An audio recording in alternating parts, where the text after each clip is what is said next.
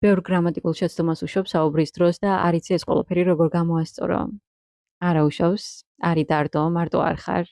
მოდი გამოვასწოროთ რამოდენიმე ხშირად დაშვებული შეცდომა. My father work in an office. აქ ერთი შეცდომა გვაქვს, my father არის მხოლობით რიცხვის მესამე პირი, ხოლო მესამე პირში ზმნას უნდა მივამატოთ ესი და გამოვა my father works in an office. There are two cats in the room. აქ two cat არასწორია. კი, ჩვენ ქართულად ვამბობთ ორი კატა, მაგრამ ინგლისურად უნდა ვთქვათ ორი კატები და გამოვა two cats. There are two cats in the room. I'm in home on Sundays. In home აქ არასწორია. რადგან ქართულად ვამბობთ სახლში და ში ინგლისურად არის in, ხშირად თარგმნიან ხოლმე in home.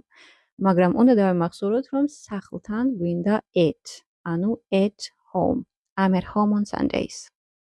I have much friends. Much friends აქ არასწორია.